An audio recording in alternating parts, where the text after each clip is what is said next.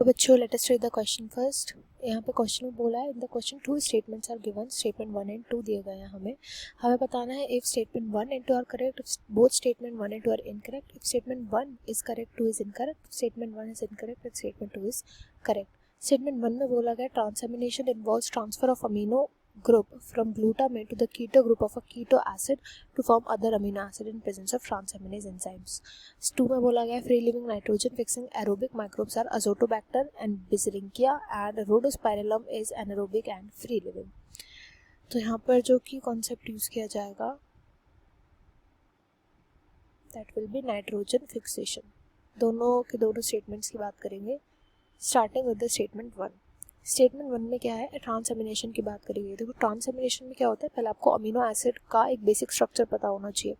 जैसे for example मेरे पास एक अमीनो एसिड है, उसके पास एक R ग्रुप होता है, बीच में कार्बन होता है, कार्बन से अटैच्ड होगा NH3+, एक हाइड्रोजन एंड COO-। ठीक है, हमारे पास एक दूसरा अमीनो एसिड है जिसपे अभी कोई ग्रुप नहीं लगा है।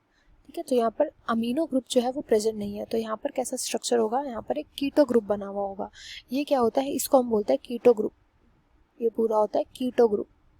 तो ट्रांसएमिनेशन के अंदर क्या होता है कि ये जो अमीनो ग्रुप है, अमीनो ग्रुप इसका ट्रांसफर हो जाएगा कीटो ग्रुप में, और यहाँ पर हमारे पास क्या बच जाएगा, अमीनो एसिड के जो स्ट्रक्चर है वो चेंज हो जाएंगे।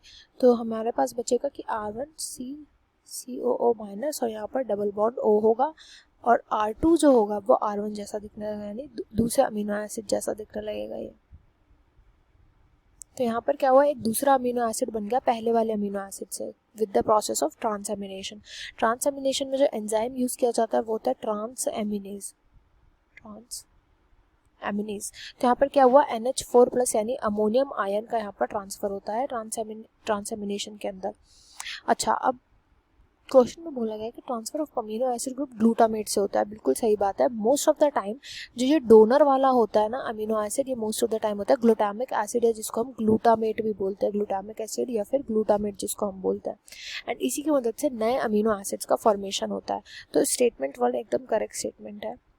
नेक्स्ट स्टेटमेंट 2 की तरफ चलते हैं। स्टेटमेंट 2 बोल रही है कि free living nitrogen fixing aerobic microbes जो होते हैं, एरोबिक और फ्री लिविंग, ये होते हैं अजोटोबैक्टर, करेक्ट,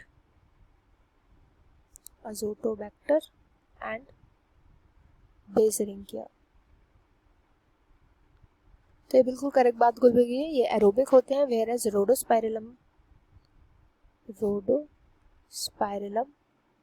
होता क्या है, ये भी फ्री लिविंग होता है बट ये एनारोबिक होता है। एनारोबिक होता है नेचर, मतलब ये ऑक्सीजन को नहीं झेल पाता है, ऑक्सीजन की एब्सेंस में हमेशा रहता है रोडोस्पाइरिलम। तो सेकंड स्टेटमेंट पूरी तरीके से करेक्ट है, दोनों स्टेटमेंट करेक्ट है। यहाँ पर आंसर हो जाएगा option 1। I hope you understand well. Best of luck and thank you.